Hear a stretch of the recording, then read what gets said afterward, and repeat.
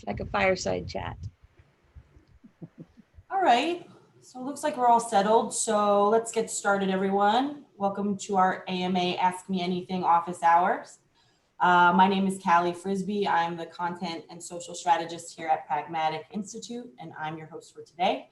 Want to welcome our product expert and pragmatic instructor, Cindy Cruzado. Hey, Cindy.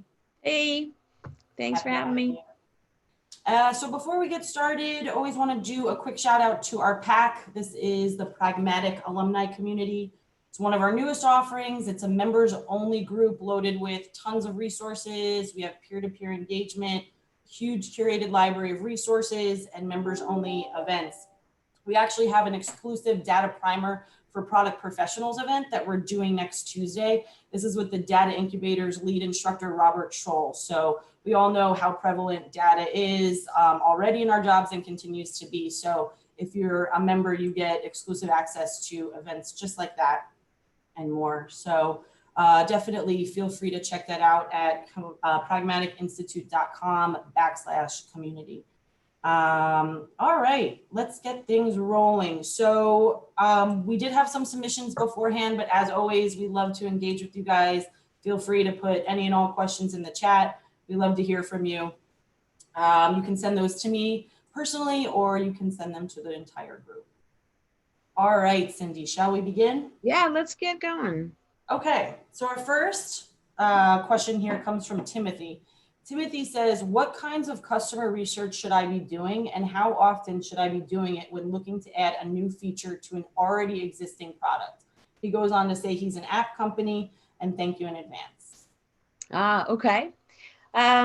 So when we're doing research, I think he mentions customer research.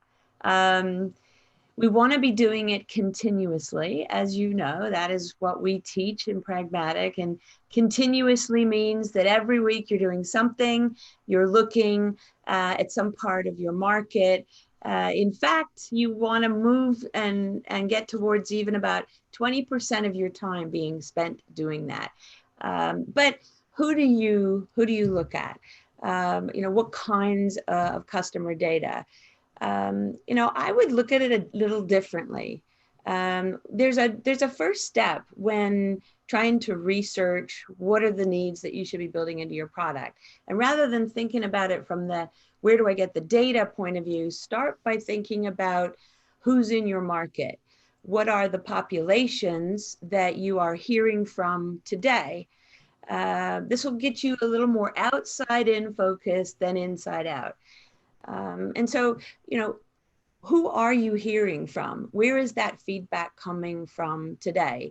When you say customers, I bet there's some feedback coming from support, customer success, delivery, supply chain, those kinds of places. But where are you not hearing from in your market? And in our Alumni Resource Center, there's a tool that we teach in foundations called the Interview Matrix worksheet. That is a great way to look at a market segment and try to find those blind spots of who are the user personas you're hearing from today and buyers, and who are you not hearing from? And then look at what sources of information do you really need to go find? Is it interviews? Is it looking at the competition? Is it getting into some communities to listen in and understand? Is it going to events? But where are you going to find the people to talk to that you're not getting information from? And I think that's a way to kind of fill out a little bit more of a way to represent the entire market, which is really what we're trying to do, right? We want to be market messengers, which means that it's the whole market we have to access in order to do that. And, doing it as much as you can on a continuous basis, you kind of evolve, the sources. You realize that there are some that you want to spend a little more time with. And maybe you dedicate a few weeks actually really digging in and understanding a part of your market. It evolves. But over time, it really puts you in a great position as a product leader to be that real messenger of that whole market. I'll leave it at that. Great. Good question, Timothy. Okay, so next we have one that comes in that says, how much time should we be spending on looking into our analytics and data when deciding what other product features to invest in more or move forward with? Are there other places like Nahito, for example, where more time and effort could give us valuable or better insight than just the analytics themselves? Okay, all right.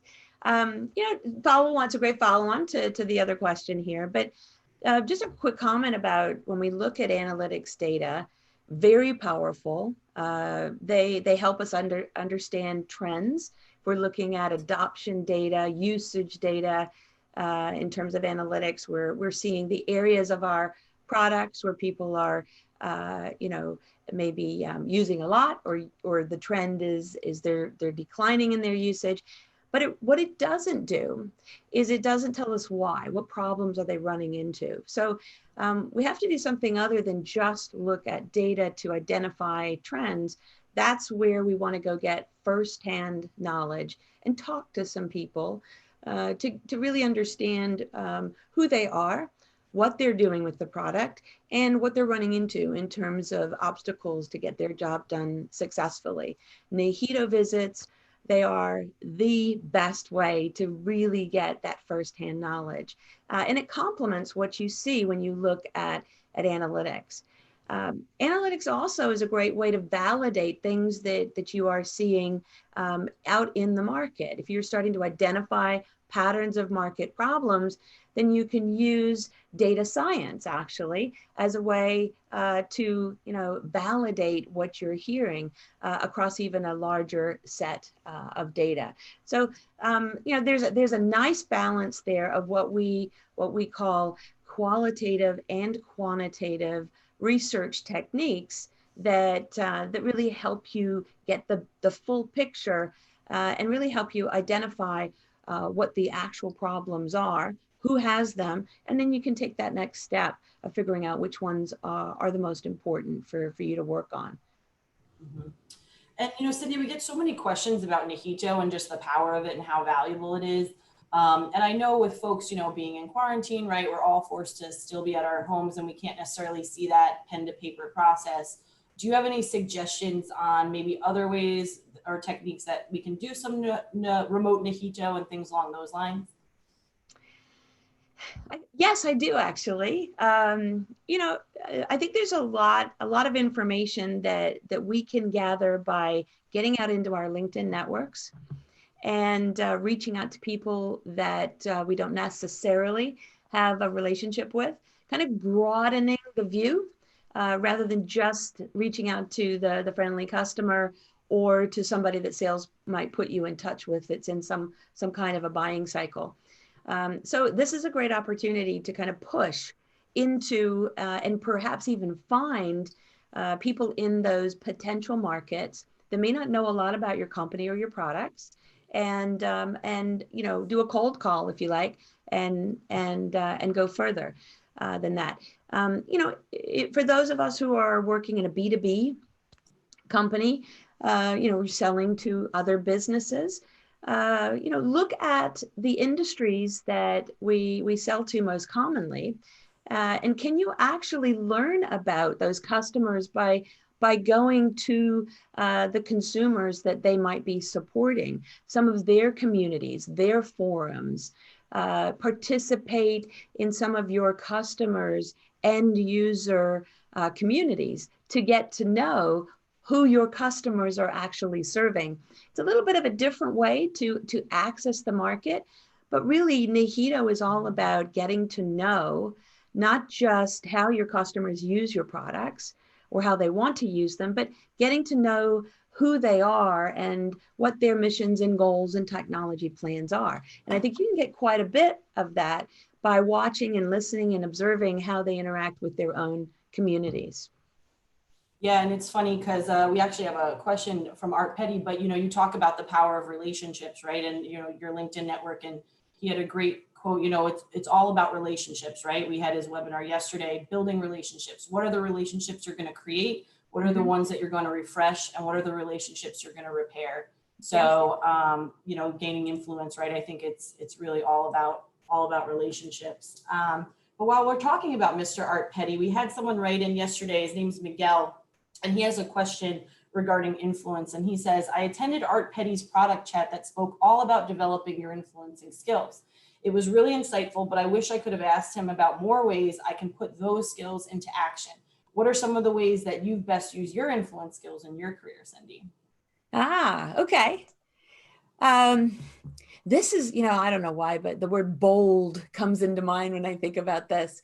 Uh, Developing your influence skills is all about getting yourself out of the comfort zone. So, if I'm talking to a product person, I'm going to say, go do discovery interviews and become an expert at it. It really pushes you to not only use, but some of the skills that help us influence it. You practice them by doing them more, like active listening, probing questions, and kind of listening to what's happening. By fluidly going with the flow in a conversation, you don't know where it's going to go. You're not scripting it out. You don't have down pat answers for this. But in a discovery call, you really have to be a little more flexible, and it teaches you to get to know the person that you're engaging in a conversation with. And I think that's part of building empathy with them, and it's part of the science of being able to influence them the more you know it. If you want to practice developing your skills, there's a great place usually inside your own companies to do this. Ask your boss if you can participate in his leadership meetings. Could you, if there was a meeting that he wasn't able to do or she wasn't able to do, could you actually step in and sit in for them? There's plenty of companies where that kind of opportunity is really available. So just raise your hand and show that you're interested in that. What you will do, you're stepping again out of your comfort zone probably, but you're stepping into an opportunity to do active listening, to listen to perhaps even more seasoned influencers, and watch and learn. I think those are great things to think about. There's also another way to develop influence skills, and that is to mentor somebody else. If you are in product leadership today, product management today, find somebody that is new to that, or perhaps has moved in from support or development or another part of the organization. Knowing the path you've taken helps you kind of anticipate questions, but also puts you in the opportunity in the seat that you already have some empathy for this person. And you might be able to practice some of those influence skills by just helping somebody out or listening to their concerns or questions about it. And I think the final thing I would also suggest is part of influencing somebody else is about telling them a great story. If you're a product professional, the tool that you want to be super good at is positioning. So we use positioning in many different places to help get leaders around our organization on the same page as us about opportunities that we find or what's coming in the next release. Practice that. Do more positioning documents and walk them around the company. Talk to 3 executives and learn through that interaction. How quickly do they learn and understand what you're talking about? The more effective you are in telling stories and getting your message down succinctly and clearly, the more influence you're going to have in that conversation. So lots of different ways to do that. But sounds like it was a great session with Art. Yeah, no, it's fantastic. Really great takeaway. And so we have Alika who has a question. Alika's with us on the call, Cindy. Yeah. I always love when Alika joins us because she has great questions and lots of engagement. So she has a question between, what the difference between solving market problems versus market needs? They get challenged that they are not solving market problems versus market needs. They think it's splitting hairs. What do you think the difference is? Oh, okay. Well, I'll tell you what, there are 2 magic words I listen for when I'm talking to, anybody in my market. One of them is the word need, and the other one is the word want. Whenever you hear those, red flag should go up. What usually follows those two words is a requirement. Something they say, this is what I want, this is what I need. And the danger in that is that customers don't necessarily know what the right solution is going to be. They think they do. Peer pressure, many times, they hear about their colleagues who are in the same industry, and they might use a particular tool, or say, hey, look, I looked into this. This is where I'm going to go. And so they come to you and say, this is what I need. That's a solution. What we need to do is first understand the problem they're trying to solve. They might be right that they've got the best solution on their mind, but let's not assume that. Give ourselves, as a company, the ability to leverage our distinctive competencies, those things we do really great, to try to propose to them, how we're going to solve that problem. So there is a distinct difference here. And I think when we practice probing to really understand what's driving somebody to tell us what they need, and we ask, that's interesting, tell me more. It's kind of the 5 why questions. When you practice that, you start to see that there really is a distinct difference between what's worrying them or getting in the way of them being successful in their job, might be quite different to what they think the solution is. So there you go. Yeah, and Alika, feel free if you want to come off mute and continue the conversation at any time. But they do mention that they attempted to tell this individual. So what happens when you kind of run into that issue? Buddy up, and perhaps if somebody is really not thinking that there's a difference there, why don't you go do a customer visit together? And I think you would have some of the same context. You could do a debrief after that conversation, and you'd have some of the same context to be able to point out when they're talking about not being able to hit their sales goals for the quarter, that's really the problem they're saying. When they ask for a tool that makes it easier to enter data, that's what they think the solution is. That's what they think they need. But we have 2 or 3 other things that we could offer them. Why didn't we talk to them about that? There's a way of using that in the moment conversation to kind of coach somebody to understand the difference there. So this is Alika, so I came off mute. Yeah.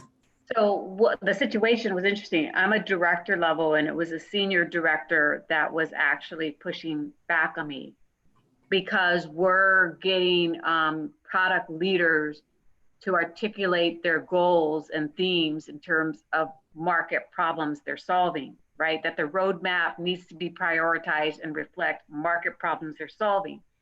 And he challenged me and said, no, it's not market problems, Alika. He goes, you use that a lot. It's their needs. And then he cited an example how this great person he really respects, when he gets in front of his team, if they want to grow the business by 3% or 7%, that they don't term it as a problem we're trying to solve. And I said, now you're talking about positioning and messaging. But I said, at the end of the day, the problem that group's trying to solve is they need to grow the business by 7%. That's the problem.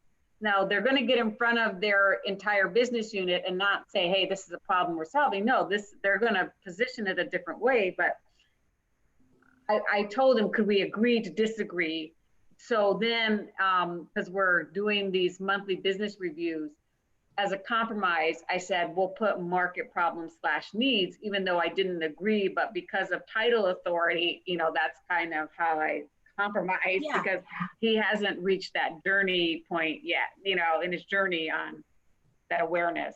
Yeah, I get it. I think you did the right thing. I really do, right? In your mind, think of the problem theme as a problem group. How's that, right? And or a group of needs. And as you break that down and kind of decompose it into the problems that will turn eventually into requirements and more details on that roadmap, know that those are those things that we teach you, the requirements that work, the actual problem that we want a solution to be developed for. and it lets you have a common language between you, but it doesn't change your mindset, your outside in kind of mindset there. So I've had that conversation many a time. It's not necessarily worth arguing over in the long run. That's why I finally said, let's agree to disagree, and we'll just put both words side by side. Yeah. No, there's a win in there. I'll tell you that you have a thematic or a problem group that is really visible in a roadmap, and that's a great. It's better that than detailed features, right? Thank you. Yeah, you're welcome. Thank you, Leica. Thank you for getting on a meeting. I think that was telling us this scenario. That's interesting. Yeah, that's great. All right, so Cindy, our next question comes from Madeline. Madeline asks, how can I easily identify profit leaks, and where do you feel you see them most often in our business? Okay, so profit leaks are places where we're losing money, where we're a little upside down. Our expenses are exceeding our revenues when we think about that. Where do we see them most often? Well, when we think about the way we're measuring our product and its success, we call those key performance indicators. And there are two groups, as we know, right? There's external indicators. Those are those things pretty much external to the company, revenue, market share, things like that. And then there's internal indicators that we also want to be looking at. I think about sales metrics, customer service metrics, product metrics in terms of delivery, time to market, things like that, burn down charts, things like that. And when we are trying to manage our product to be profitable, we want to be monitoring any additional expense that might be hitting that product area. So we want to monitor specifically those internal KPIs. And when you look at internal KPIs, there are some places in our product companies where there's some very accessible data that I would think would be the best starting place for that. Customer support data, specifically the amount of time is being spent by agents on a phone answering questions for your product. Looking at the number of calls about a particular type of feature in your product, what's the top 10 list of questions on your product, and monitoring what is a normal volume of educating folks on the product, and what is exceeding that. When is it trending up and being more expensive? When are there more difficult issues and they're spending more minutes answering those calls? That's first call resolution metrics. We can pretty easily get our hands on that. And that's a great place to start, because one of the first places that you'll get alerted to that there are some additional expenses is going to be people calling in for help. And where do they call? The help desk. So I always like to have that part of that KPI, internal KPI toolkit. But the other part is we mostly today have pretty agile or some hybrid of a development team, and there are tools they're probably using to manage the velocity that the teams are doing in terms of building out solutions. And of course, I'm talking about software or digital products here as an example. But get access to what those charts are, get familiar with what they're telling you, and look for velocity slowing down. At the same time, I think it's a really good metric internally for us to monitor the milestones and how much time is actually it's taking our teams to get things done. This is what we usually call time to market. And for each release that we are doing, keep track of it and see if it's extending. If it's getting longer, if it's changing in some way, that could be viewed as more expense being allocated to that product. But I think the most important thing to be aware of here is just know what's going on. When somebody comes to you that says, we're noticing that there's more people spending time on your product than we expected, what's going on? Always be ready to have an answer. I think that's really important. So start with some easy data that kind of clues you into what's going on there. Great. Okay, so our next one comes from Brian, and I just want to actually give a reminder, we have Cindy for about another 20 minutes or so, so feel free, everyone who's with us, any and all questions, we'd love to hear from you. Don't be shy. But in the meantime, we'll take this next one from Brian, who says, what are some ways that I can get younger product professionals interested in buying my product? It seems like their bosses or their bosses' bosses are the ones who are doing the decision making. How do I get these people, how do I get the people under them to influence their bosses to make the decision to go with me? So it sounds like the market is some younger people. Yeah, I'm automatically thinking social media tools. I do not know why, but I am. And that there's a parent maybe that's the buyer, or there is somebody else there. If you're targeting a different user than a buyer, then you have to start by knowing your audience, know who those personas are. So I think, let's assume that there's a little more improvement around getting to know them. This is what we call personas, user and buyer personas. Get to know each of them as deeply as you can, and you've got to show them what's in it for them. You've got to be able to show those younger product professionals what you can do for them, and maybe even suggest how they could get that solution for themselves by influencing the buyer, and give them some ideas on how to do that. But when we develop personas, there's two different types of attributes we really look at. The demographic attributes are the ones we all know. These is things like the age of somebody, how many years they've spent in a particular job. But then there's the psychographic attributes as well, and we got to get into that area so that we can actually understand the attitudes and behaviors of who we're trying to convince. And find a route to actually help them do that. There's a science to developing this knowledge, but really getting out and actually talking to them, getting to know who these folks are, should give you insights on how to influence them. Good luck with that.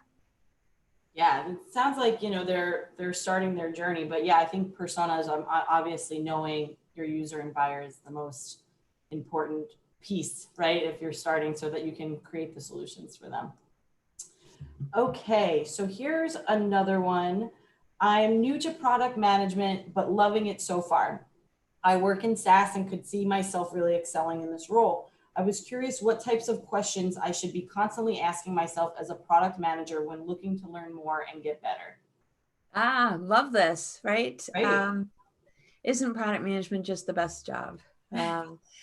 In the toughest, maybe, but well, that's fantastic. I think that, first of all, there's a lot of enthusiasm that I hear kind of in that question, but there's not only questions to ask of yourself.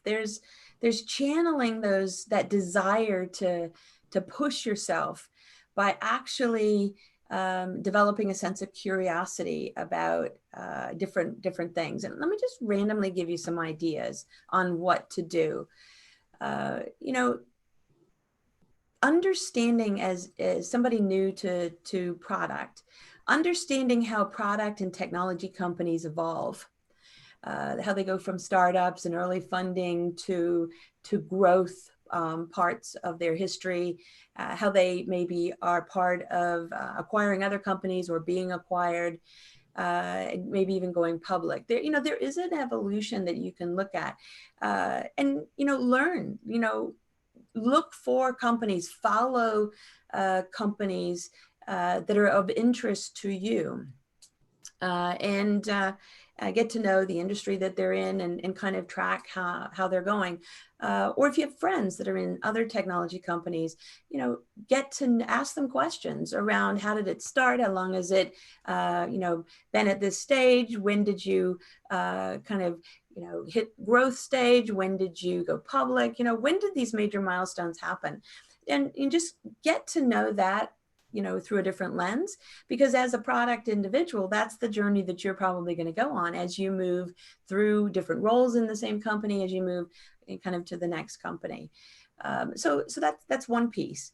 I think there's also a way of getting really, really good at the job itself. And, when we're starting out, we're really learning what the job entails. One of the things I hear people coming to foundations say a lot is that now I really understand what the job I've just been given is all about. I had no clue. I had somebody who'd been in it for 20 years say that as well, which is interesting to me. But, look around your company or look at peers that are in product companies and try to get to know other areas. I'll just say if you're in a technical requirements kind of a role, get to know what goes on in pricing and setting prices for products. May not be something that you do every day, but it's something that you want to build a skill around and understand a little bit more about it. Get to know how your product is marketed and how the campaigns are developed if you're not, participating in that today. It's the curiosity that you're really developing, but by just being that kind of person, you're going to be noticed. That kind of energy and curiosity is what leaders usually promote. So it's a good thing, not only to help develop an understanding of what this job is, how you could be better at it, but to put yourselves in continuously expanding opportunities to learn more. Great. Yeah, they sound super ambitious. So exciting. Awesome. Yeah, that's great. Okay, so this next one comes from JR. JR says, my current company has recently created a culture around avoiding market spend and doing all they can to conserve money. I understand it's a pandemic, but as they say, it takes money to make money. How do I convince a team who isn't very market driven or open to new ways or processes to change? Okay. So when we're kind of retreating, we're cutting budgets, we're canceling opportunities to do things that we thought. It doesn't feel very good. It doesn't feel very comfortable. But it's actually the most incredible opportunity to spend a little more time really figuring out where you might be able to grow. This is not only the best time to actually get out and know your customers, but it is the best time to look at the market a little bit more completely and kind of push the envelope a little bit. Who are those potentials? Those adjacent markets that you might have an opportunity to know. And the reason to do that is to see if you can come up with additional ways to show your organization, to show people in your organization about opportunity, potential, and get people excited to go beyond just what you're selling today and who you're selling to, and kind of expand a little bit more. Along with that, nobody likes to change process. It's difficult for everybody. I don't even like to do it. It's work. It's painful. But if you can give them a little bit of a carrot that by doing so, this is where we're going to go, you can, position an opportunity in some way. It's a lot easier to get people to move. I do see examples every day when I'm training of people actually achieving those kinds of momentums inside their organization. And it does take somebody who's got a really good optimistic attitude and sees something in the market, sharing it with others to really get the ball going. And I think that's at the heart of what I would do. Great. Convince them to do a little bit differently. And then Cindy, you touched on qual research in one of your answers earlier, but we have a question around that. It says, in which cases is it best to use qualitative research over quantitative? And are there any tools that you would find work best when doing so? Yeah. So the qualitative research is what we call discovery research. That's where you're getting out and finding out things you don't know. Interviews, observations, what we call NAHITO visits, are all part of that. Looking at secondary research, looking at patterns. We talked a little bit earlier about usage data, adoption, perhaps even having a small focus group as another way of doing this. This is all qualitative, research where you're engaging in conversations to learn about those people that you're meeting with a lot more richly, in getting that context of what is preventing them from being successful. But quantitative is where we take those patterns, those hunches, hypotheses that we are starting to see by doing multiple qualitative conversations, and we structure a specific way of validating that. Surveys are our favorites at Pragmatic because they're simply faster and easier for us to actually get results. The number one reason as a product person why you would want to do that survey is to validate, to quantify how pervasive a problem might actually be in your market. But there's certainly other ways to get to that kind of same situation. We are in many companies today, we have tools in marketing. We have some level of market automation. We might have an Eloqua system, for example. We might have a Marketo kind of a system, and others. And with those tools, there are ways for us to mine and do what we like to think of as A/B testing. And that's a way of setting up a validation to get you some data for some of the things that you have discovered as well. Whether it be a set of analytics that you collect on your website, whether it be a page you develop with a question that you want to see how many people actually answer that question, and the data will actually help you validate what you've learned or not. That's just an example of how we might do that. And we have digital social media teams that have even more tools. They have ways to mine conversations in communities, in threads of social media, the sentiment analysis tools, which can also be a way of collecting data to quantify and get answers on some of these things as well. So tap into the resources that you have. I bet your digital teams would be more than willing to show you how to use these tools, or show you the kind of data that they are able to collect and help you figure out what kind of a validation test might help you validate that. So those are the ones that I think are fast, easy, accessible to us.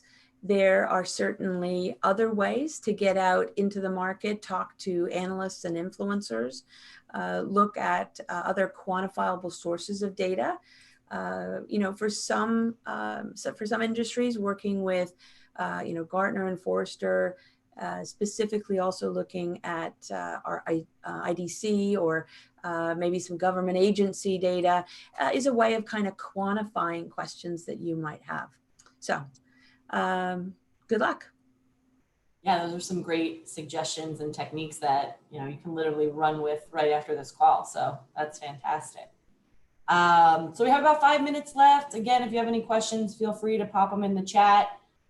If not, Cindy, I'll leave you with this last one here. This comes from Frank, and he asks, what are some of the best ways or practices to evaluate a product, and then the messaging or positioning that should go behind it? When we say evaluate a product, let me just assume that it's evaluate it for how I'm going to talk about it, right? To position or to message. I'll have to tell you that I wouldn't try to do anything in developing a message until I'd sat down and listed out what are all the problems that this product actually solves, and go through the technique that we teach at Pragmatic called the marketecture process. It is a way of organizing and grouping problems and actually creating that language of problem-oriented features thinking that through with yourself and a couple other people that understand the market and the audience for this product would be the absolute first step. Without it, you really are guessing, and you're kind of doing things more of an inside out way. But sitting down and walking through that marketecture thinking will give you the building blocks of content that you can then weave into your positioning document and your value proposition, your leading problem statement. All of these together really weave together the most succinct and concise story that your product you're evaluating is actually going to deliver. If this is not something that you know in terms of your product, where can you go to get the experts that really know the product? Maybe involve them to help you do this. Once we have positioning, then we have the content pieces to begin to think about messaging, a completely different kind of conversation. And we want to get down to understand who are the very specific audiences that we are trying to develop a message for, and even where are we going to place that message. I think it's important to engage those digital campaign marketing communications teams who are terrific at this.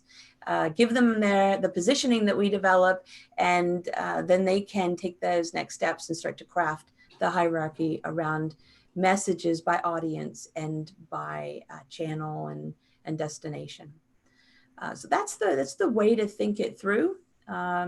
We certainly have all the tools in the Alumni Research Center for you to walk through all of those steps. Great. Well, Cindy, thank you so much. You're always so knowledgeable and graceful. I love being able to chat with you. So thank you for taking the time with us today. And join us every week. We have these AMA sessions every Friday with a different instructor at 1:30 p.m. Eastern. Come in, pop in early, come in early, leave late, whatever you need to do. We just want to see you guys here. So thanks again for joining us. Until then, have a great weekend. Stay safe. Cindy, thanks again. Until next time, everyone. Bye-bye.